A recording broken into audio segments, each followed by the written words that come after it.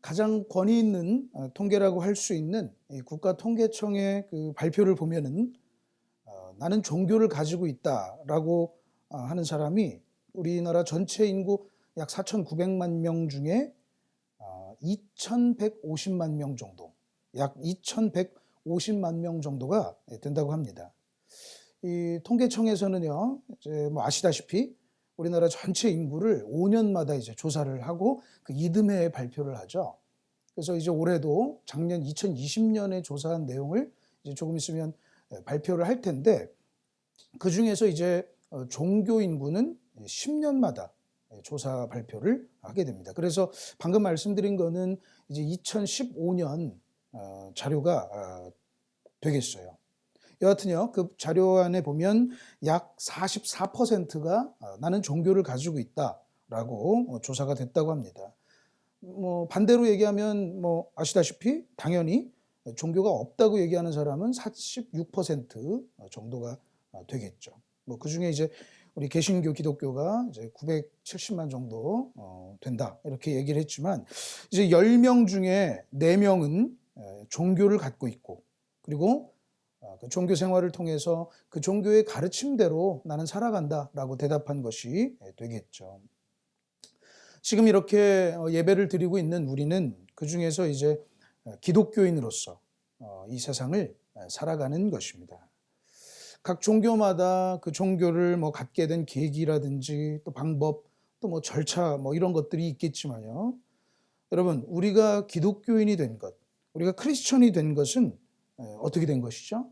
다름 아닌 믿음으로 된 것이죠. 할렐루야. 바로 예수를 믿음으로, 예수를 그리스도로, 또 이 그리스도를 나의 구주로, 나의 하나님으로 믿음으로써 우리는 그리스도인, 크리스천이 되는 것입니다. 근데 이 믿음이라는 것을 우리가 좀 나눠보고자 할 때 한 가지 먼저 좀 생각해 볼 점은, 믿음은 믿는다는 것, 그것은 바로 아는 것과는 좀 다르다는 것이죠. 여러분 생각해 보세요. 종교가 없다고 대답한 46%의 사람들도 아마 예수님이 누군지, 예수가 누군지는 다 알고 있을 거예요. 그리고 더 구체적으로 보면 기독교인이 아닌 80%가 넘는 사람들은 그 사람들 역시 예수에 관해서는 알고 있을 것입니다. 어떤 사람들은 뭐 그냥 어렴풋이 또 알 수도 있겠고, 또 어떤 사람들은 실제 크리스천보다, 기독교인보다 더 잘하는 사람도 있어요. 무슨 종교학과 뭐 전공생들도 있고요. 더 잘하는 사람도 참 많더라고요. 근데 그렇다고 해서 그들이 다 기독교인이 되는 것은 아니죠.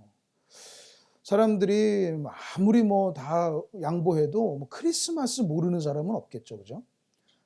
크리스마스, 또 부활절. 그래서 예수님에 대해서 아마 알고는 있을 것입니다. 뭐 어쨌든 그것도 역시 우리 믿음의 선배들이 때론 순교하고 또 순교를 각오하면서 헌신하고 했던 결과인데요. 참 감사한 일인데요. 어쨌든 예수님을 안다고 해서 예수님을 믿는다는 것이 되고 예수 크리스천 기독교인이 되는 것은 아니에요. 다만 어떻게 해요? 예수님을 믿어서 그렇게 된 것이죠. 아는 것과 믿는 것, 그건 좀 다른 것이죠. 그러므로 성경도 많이 안다고 해서 기독교인이 되는 것은 아니에요. 여러분, 그런 점에서 한번 묻고 싶어요. 여러분, 예수님을 아십니까?가 아니라 여러분, 예수님을 믿으십니까? 예수님을 나의 구주로 믿으십니까? 예수님이 하나님이시고 또 하나님의 아들이심을 믿으십니까? 여러분에게 그런 믿음이 있습니까? 네, 여러분은 그리스도인입니다. 우리가 그렇게 고백할 때 세례도 받았죠.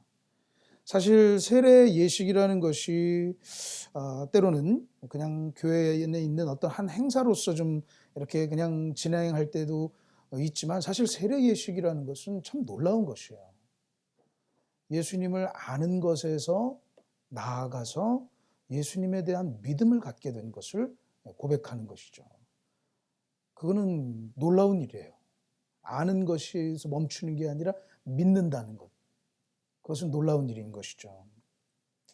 물론 그 다른 종교에도 믿음을 가르칩니다. 근데 우리 기독교는, 우리 신앙은 믿음을 유독 강조하죠. 그러니까 종교들을 보면 뭐 사랑이다, 평화다 이러면서 그 중에 하나로서 믿음 이런 것들을 가르쳐요. 하지만 우리의 신앙 안에서는 기독교는 어떻게 보면 이 믿음이 시작이고 또 믿음이 마침이고 완성이 된다고도 할 수 있어요. 왜 그렇습니까, 여러분? 바로 믿음으로써 우리 신앙의 궁극적인 목표인 구원을 이룰 수 있기 때문인 것이죠. 믿음으로 구원이 이루어지는 것이죠. 우리가 믿음으로써 우리는 구원받은 사람이 되는 것입니다. 그래서 이 초대 사도들도 참 그렇게 외쳤어요. 주 예수를 믿으라. 그리하면 너와 내 집이 구원을 얻으리라. 할렐루야. 주 예수를 믿으세요. 그러면 여러분이 구원을 받습니다. 주 예수를 믿으라. 너와 내 집이 구원을 얻으리라. 그렇게 외쳤습니다. 그런 점에서 보면은요, 우리 기독교를 종교라고 얘기하기는 조금 부족한 점이 있어요. 어떤 가르침을 가지고 그걸 연구하면서 그것을 나의 가치관으로 갖고 그것을 실천하는 어떤 그런 종교 활동보다는 더 중요한 것은 믿음이죠. 그리고 그 믿음이 하나님에 관한 믿음, 또 예수님에 관한 믿음이고 곧 또 예수님의 십자가와 부활에 대한 복음에 대한 믿음인 것인데 그 믿음이 훨씬 중요한 거예요. 일찍이 종교개혁자 루터는 이 부분을 계속해서 강조했었습니다. 왜냐하면은 기독교의 역사 속에서도 어떤 이 믿음보다는 그 믿음에 대한 어떤 배움이나 어떤 실천 또 어떤 형식 이런 거를 좀 강조하던 시절이 있었거든요. 생각해보면 그 믿음이라는 게 사람들 마음속에 있으니까 그것을 어떻게 해서든지 이렇게 증명해내는 것 그런 것들이 좀 강조되다 보니까 그렇게 되지 않았나 싶은데 여하튼 루터와 또 그를 위시한 종교개혁자들은 다시 한번 강조했죠. 아니다. 그것이 아니라 우리가 구원을 받는 것은 우리가 구원받은 그리스도인 기독교인이 되는 것은 예수를 믿음으로만 복음을 믿음으로만 되는 것이다. 할렐루야. 믿음으로 의롭게 된다고 해서 그것을 좀 어려운 말로 이신칭의 뭐 이렇게 얘기를 하는데 믿음으로 의롭게 됨으로 우리가 구원을 받는다는 것이죠. 그래서 그 모든 사람들에게 어떤 특정한 어떤 출신자들이 아니라 모든 사람들이 구원을 받을 수 있다는 것을 다시 한번 강조했었어요. 그런데 이제 이게 좀 나중에 이제 문제가 되는데 무엇이냐면 자꾸 이 믿음으로 구원받는다. 믿음으로만 의롭게 된다. 이런 이신칭의 믿음으로 구원받는 의롭게 되고 또 구원받는 이런 것들이 강조되다 보니까 이것이 좀 오해를 산 일이 있었어요. 그러니까 믿음으로 구원받는다는 게 이게 너무 손쉬운 일이 되는 거죠. 쉬운 일이 되는 거예요. 그러니까 구원받는다는 것이 마치 공짜밥을 얻어먹는 것처럼 그렇게 사람들한테 이해되기도 했다는 것이죠. 지금도 그렇게 이해하는 사람들이 있습니다. 사람들이 말하는 거예요. 믿으면 다냐? 믿기만 하면 구원받는다고? 세상에 그런 게 어딨냐? 근데 왜 참 그런 말들이 나오는가? 그 배경을 좀 우리가 좀 살펴보면요. 참 씁쓸한 것인데 믿음 가졌다고 하는 사람들의 어떤 나쁜 행실들을 보는 가운데 이제 그런 말이 나오죠. 믿었다고 구원받는다고 하는데 왜 그렇게 행동하고 살아가느냐? 그렇게 지탄을 받으면서 그런 얘기가 나와요. 이게 너무 쉽게 기독교인 된다 말이죠. 믿음 가졌다고 하는 나쁜 기독교인. 아니, 조금 더 현실적으로 믿음을 가졌다고 하는 나쁜 교회 다니는 사람들. 그런 사람들 때문에 이런 얘기들이 이제 많이 나오고 뭐 다른 사람 할 거 없이 또 우리의 모습 가운데도 그런 부분들이 분명히 있죠. 성경에서도요, 야고보서에서는 그렇게 얘기합니다. 영혼 없이 몸이 죽은 것 같이 행함이 없는 믿음은 죽은 것이다. 야고보서 2장 26절의 말씀인데요. 이렇게 믿음만 있어서는 안 되고 믿음에 따른 뭐 행동 이런 걸 강조하면서 어떤 사람들은 이제 이 믿음을 평가절하하는 거예요. 행함이 중요하다 이러면서 말이죠. 믿음의 가치라는 것이 이렇게 좀 가치 평가가 떨어지게 되는, 믿음으로 구원받는다는 것이 굉장히 좀 아까도 얘기했지만 굉장히 그냥 막 되는 것 같은 그런 이미지를 주게 되는 거죠. 그런데요, 여기서 우리가 생각해 볼 것이 없어요. 과연 믿음이 그런 것인가요, 여러분? 믿음이 그렇게 평가절하할 정도로 그런 쉬운 것인가요? 그렇지 않다는 거예요. 믿음은 너무나 대단한 것이에요. 믿음이 있다는 것, 그것은 너무나 놀라운 일이에요. 이따가도 얘기하겠지만 그 믿음이 우리 안에 있다면 이것은 참 감사한 일입니다. 할렐루야. 우리 마음속에 여러 가지가 있죠. 뭐 생각도 있고 또 감정도 있고 또 의지도 있고 이런 것인데 그 모든 것들 중에서 어떻게 보면 가장 순수한 것이 믿음이 아닌가 싶어요. 다른 것들은 좀 우리가 속일 수가 있거든요. 뭐 슬프지 않은데도 뭐 슬퍼할 수 있고 별로 안 기쁜데도 기쁜 척할 수 있어요. 근데 생각해보면 믿음은 그렇게 속이기가 쉽지 않아요.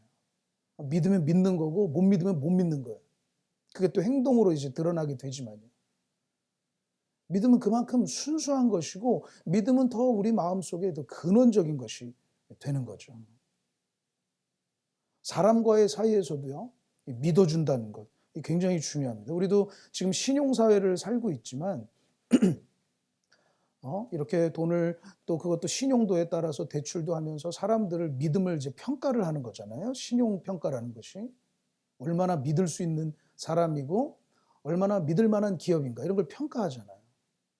이게 모든 것들이 믿음 안에서 움직이는 것인데 이게 깨져버리면 아무것도 되지 않고 어떤 거래도 할 수 없는 거죠. 사실 사람을 살게 하는 것도 믿음 때문에 그런 겁니다. 만약 믿음이 깨지고 의심하기 시작하면요, 이 부부관계나 가정도 이게 풍비박산이 나는 것이죠. 그만큼 중요한 것이에요. 말로만으로도 너 믿을 수 없다, 너 믿어준다 그럴 수도 없어요. 그렇게 그런 척할 수도 없어요.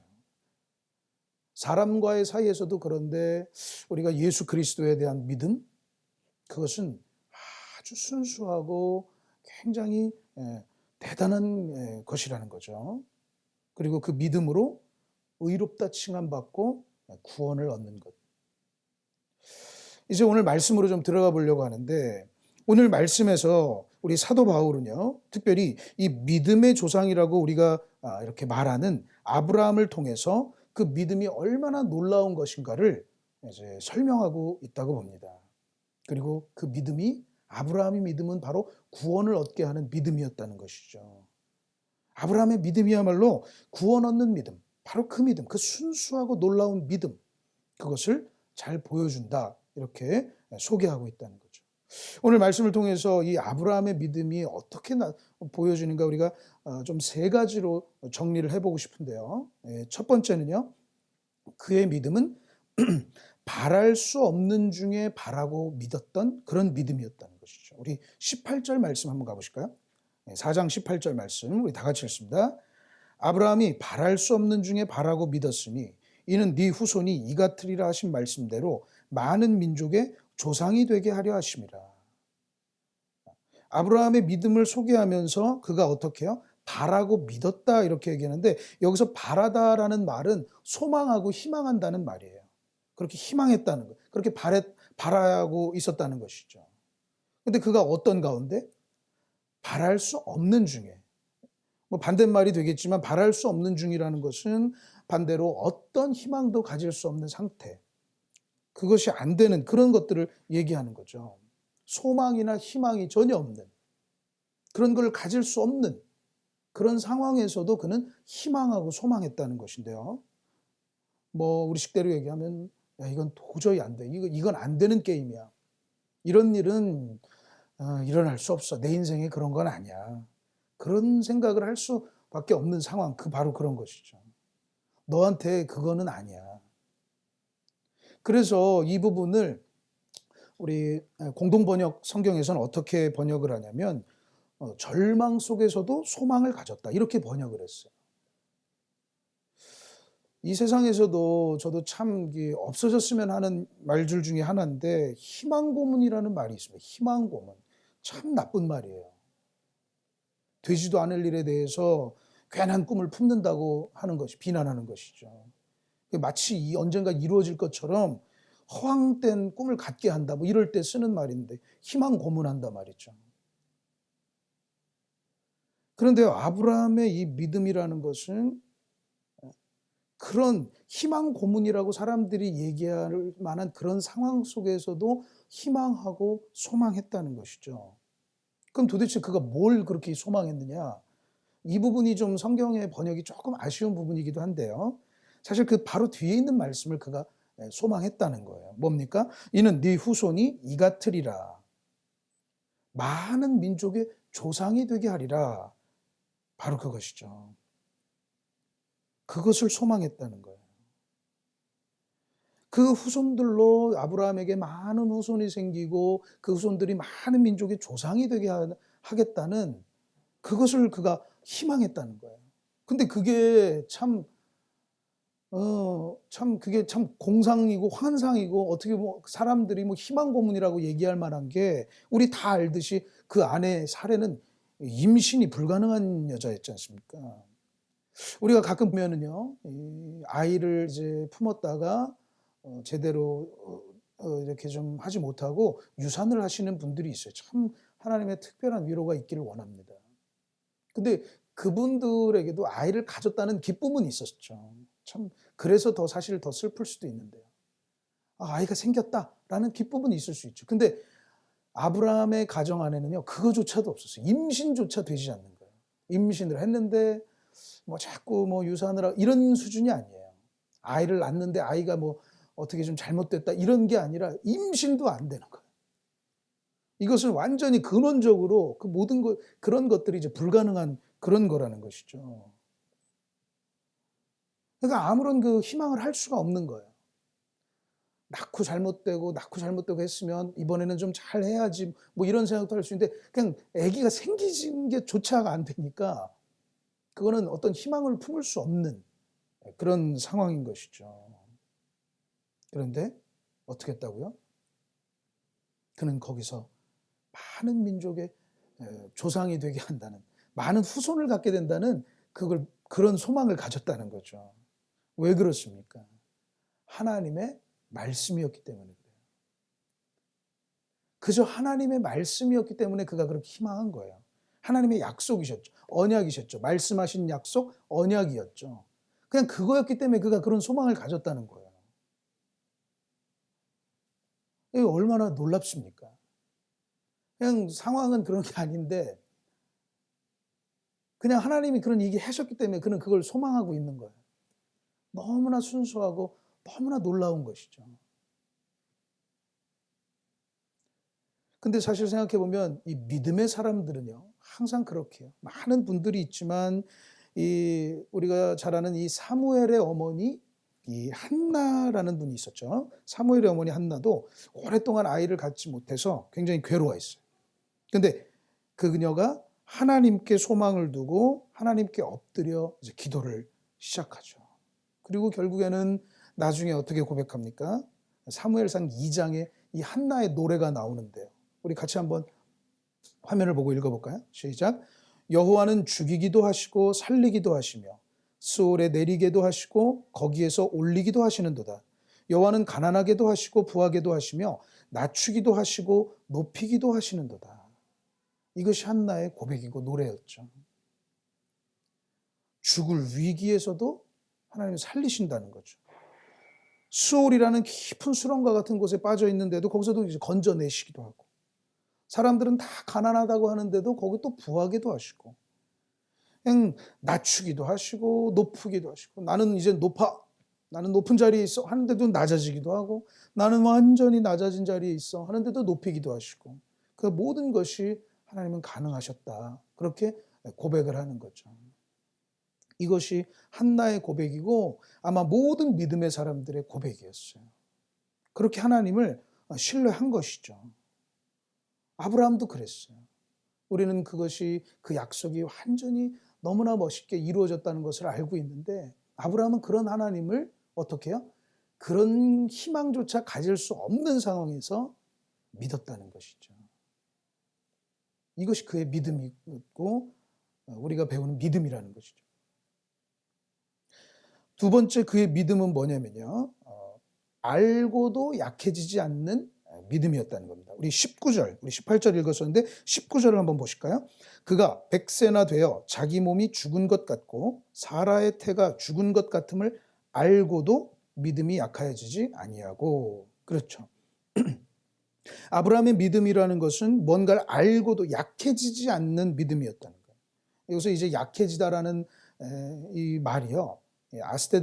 아스데네오라는 원어인데 이게 사람이 점점 허약해지고 무기력해지는 그런 상황을 얘기해요. 이게 점점 병들고 힘 없어지고 뭔가 이제 꽃이 막 시들시들해지는 그런 상황들. 아주 고령의 노인께서 이제 점점 허리가 구부러지고 걷는 것도 느려지고 말도 느려지고 그런 상황들을 얘기해요. 근데 그의 믿음이라는 것은 그렇게 되지 않았다는 거예요. 처음에는 뭔가 좀 힘이 있다가 이것이 점점 이렇게 약해지고 그런 게 아니었다는 거예요. 그렇지 않았다는 것이죠. 우리는 이 부분에 대해서 그 앞서 있는 알고도라는 말을 좀 주목해 보고 싶은데요. 알고도라는 말을 알고도 믿음이 약해지지 않았다고 했지 않습니까? 근데 그 알고도라는 말은 이제 카타노에요라는 말을 쓰는데 그것이 그냥 내가 그냥 어렴풋이 들어서 알고 지나가다 알게 되고 이런 수준이 아니에요. 그러니까 자세히 아는 것들을 얘기해요. 심사숙고하는 것을 얘기해요. 연구자가 어떤 주제에 대해서 밤을 새서 막 연구하고 알아보고 하는 그럴 때 쓰는 그런 단어예요. 그가 뭘 알았죠? 뭐였죠, 여러분? 그 앞에 있지 않습니까? 자기 몸이 죽은 것 같고 사라의 태가 죽은 것을 알았다는 거죠. 그러니까 자기와 자기 안의 사례가 아이를 가질 수 없는 그런 현실인 것을 아주 자세히 알고 있다는 거예요. 그냥 아는 게 아니라 아유 이젠 안 돼. 우리 안 될 거야. 이런 게 아니라 그거에 대해서 아주 정확하고 자세히 알고 있다는 거죠.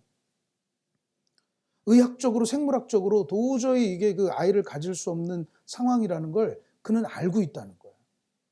그런데도 믿음이 약해지지. 점점 약해지고 그러지 않았다는 것이죠. 그것이 그의 믿음이었죠. 사실 나이 많은 자기와 아내가 아이를 가질 수 없다는 것, 그것은 현실이죠.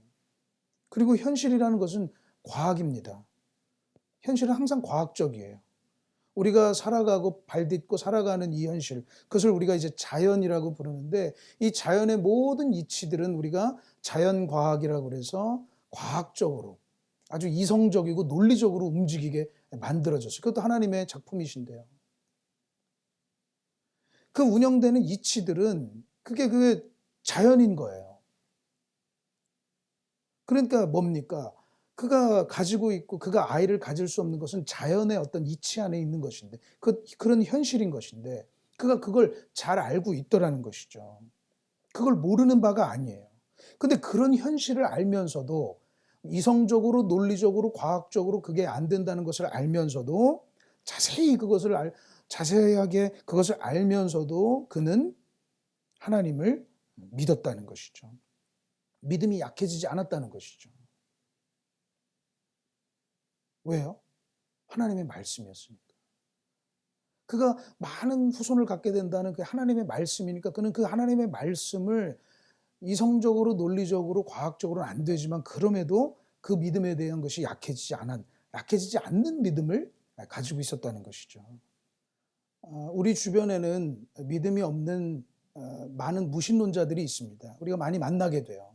그리고 그들 중에는 또 아주 똑똑하게 아주 영향력 있는 그런 삶을 사는 분들도 있습니다. 근데 그 무신론자들을 보면 참 개인적으로 아쉽게 생각되는 부분인데요. 참 이상하고도 아쉽게도 그 기독교 가정에서 자라신 분들이 꽤 많아요. 어릴 적에 부모님의 영향 아래서 기독교 가정에서 자라가는데 나중에 이제 무신론자가 되는데 왜 그분들이라고 그 어릴 적에 그 교회에서의 어떤 또 좋은 기억들, 또 재미있는 추억들이 없었겠습니까? 거기서 아주 좋은 시간들, 또 때론 즐거운 시간들을 교회 안에서 이렇게 또 보냈으리라고 봐요. 근데 점점 성장해 가면서 자기의 논리를 이제 갖게 되는 것이죠. 그러면서 자기의 이성과 논리가 충돌하다가 도저히 그것을 받아들일 수 없어서 이제 무신론자가 되는 그런 일이, 그렇게 이제 무신론자가 되는 것이겠죠. 무신론자 중에 한 유명한 철학자인데요. 그분의 책 중에 나는 왜 기독교인이 아닌가, 이런 책도 있습니다. 뭐 많은 분들도 아실 텐데, 나는 왜 기독교인이 아닌가, 나는 왜 무신론자인가, 그것을 아주 논리 정연하게 이렇게 정리를 해놨어요. 사실은 그 책이 아주 유명한 책인데, 사실은 그것을 이제 강연한 것을 이제 엮어서 책으로 낸 것인데, 그가 이 책 때문에 나중에 그분이 이제 기독교 배경의 어떤 학교의 교수로 임용되려다가 막 탈락하고, 임용될 뻔하다가 막 탈락하고 막 그렇게 돼요. 그래서 이런 스토리를, 항상 영웅들은 그 스토리가 있는데, 그 스토리를 배경으로 어떻게 보면 무신론자들의 아주 영웅처럼 되는데요. 왜 자기가 기독교 믿음을 가질 수 없는가를 아주 논리정연하게 논리적으로 쫙 강연을 한 것들, 그것을 이제 책으로 엮어서 이제 출판을 한 것이죠. 참 논리적으로 얘기해요. 물론 이제 다 읽고 나서 보면 그냥 믿기가 참 싫구나, 이런 생각이 듭니다. 이런저런 이유를 대고 하는데도 믿는 것이 싫고 교회가 싫구나, 이런 생각을 좀 또 하게 돼요.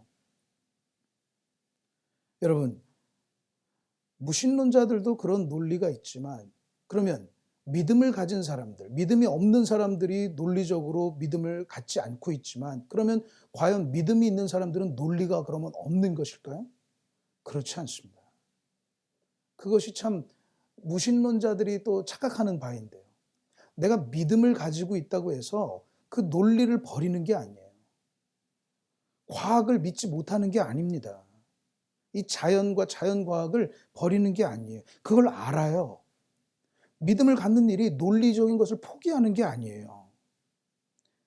믿음은 그것을 알면서도 약해지거나 사라지지 않는다는 거죠. 하나님에 대한 믿음이죠. 하나님 말씀에 대한 믿음인 것이죠.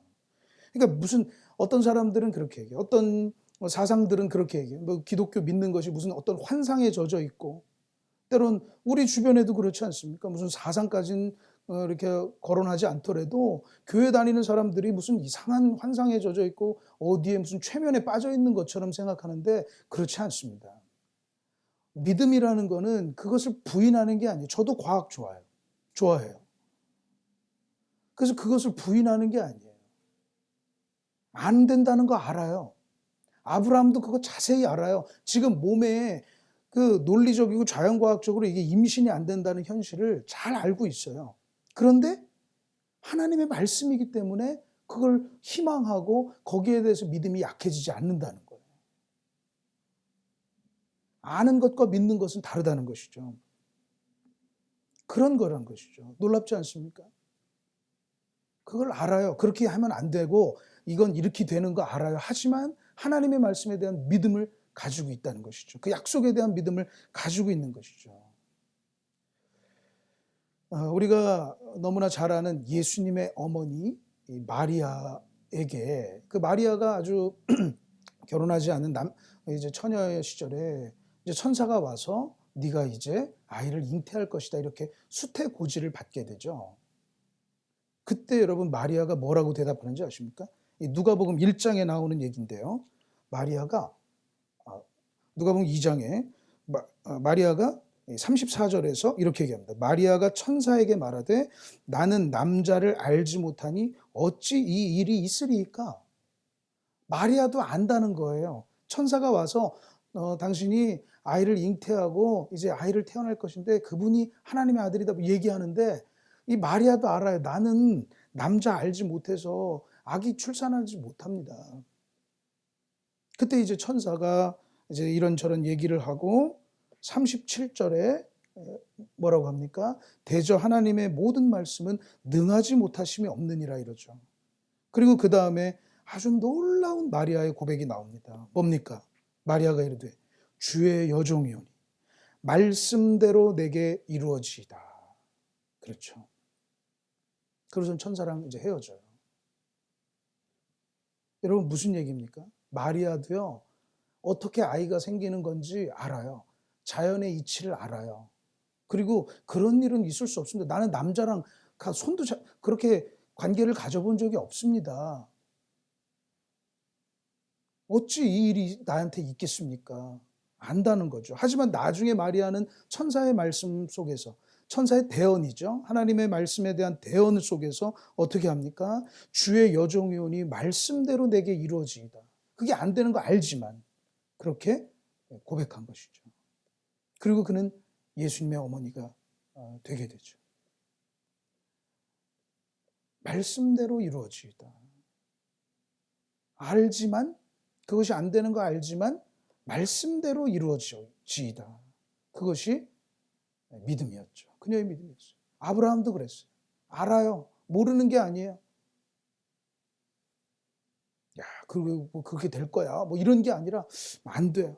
이건 안 되는 거야. 알지만 그 안에서도 하나님의 약속을 믿었다는 것이죠. 그것이 아브라함의 믿음이었죠. 마지막 세 번째로는요, 바로 그는 견고하게 하나님께 영광을 돌리는 믿음을 가졌다는 것이죠. 우리 다시 로마서 4장으로 와서요, 20절 말씀을 보면, 로마서 4장 오늘 본문 20절 말씀 보면 뭡니까? 믿음이 없어 하나님의 약속을 의심하지 않고 믿음으로 견고하여져서 하나님께 영광을 돌리며. 그렇죠. 아브라함은 믿음이 견고해졌다는 것이죠. 점점 약해지는 게 아니라 견고해졌어요. 근데 견고해지는 것이 아주 강해졌다는 것이고, 이 안에는 때론 고집스러워졌다 이런 뜻도 가지고 있어요. 그러니까 어떤 말을 하건 뭐라든 그냥 자기 생각 가지고 그냥 하는 거 있죠. 때론 답답하게 느껴질 정도로. 그는 그렇게 견고했다는 것이죠. 뭐 옆에서 뭐라고 하건 말건 그냥 자기는 그 소망을 가지고 있는 거예요. 옆에서 그냥 뭐 당신 언제 무슨 그런 하지만 난 아브라함이다. 만방의 아버지다 말이죠. 이렇게 그는 흔들리지 않았다는 것이죠. 근데 오늘 이 20절 말씀, 마지막 20절 말씀에서 우리가 한 가지 좀 나누고 싶은 것은 그 앞에 있는 약속을 의심하지 않았다는 것이에요. 그가 견고했다는 것은 약속을 의심하지 않으면서 견고했다는 것이에요. 여기서 의심하다라는 말을 좀 연구해 보면요, 반대하고 논쟁하고 따지고 이런 거를 얘기해요. 그러니까 그가 견고했던 것은, 때론 고집스러울 정도로 보였던 것은 하나님께 이렇게 따지거나 뭐 반대하거나 이런 게 아니었다는 거죠. 그러니까 하나님 앞에서 딱 놓고 이거 이렇게 하면, 이걸 하면 이렇고 또 이거 안 하면 저렇고 이렇게 계산하지 않았다는 거예요. 그는 그런 게 없었다는 거예요. 이건 왜 이러냐? 이건 또 왜 안 이러냐? 이런 식으로 그가 그렇게 하지 않았다는 것이죠. 사실 아브라함의 그 삶을 이렇게 좀 연구해 보면 참 그 사람의 스타일이 그래요. 그분의 그 캐릭터가 그래요. 사실 저는 믿음도 참 한 사람의 캐릭터라고 보는데요. 그냥 뭐에 따지거나 이런 게 아니에요. 그냥 믿으면 믿고 그냥 있으면 있는 거고 그런 스타일이에요. 뭘 이게 이렇게 해서 저렇게 해서 이거면 안 하고 이거면. 사실 우리도 우리의 믿음을 돌아보면 참 얼마나 많이 계산을 합니까? 이러면 이렇고 저러면 저렇고. 근데 아브라함은 그렇게 견고해서 어떻게 했다고요? 하나님께 영광을 돌렸다. 항상 하나님께 감사하고 예배하는 삶을 살았는데, 실제로 아브라함의 삶을 보면 이사 갈 때마다 제단을 쌓고 항상 그렇게 하나님과 동행하는 삶 살았죠. 물론 중간에 실수도 있었지만요.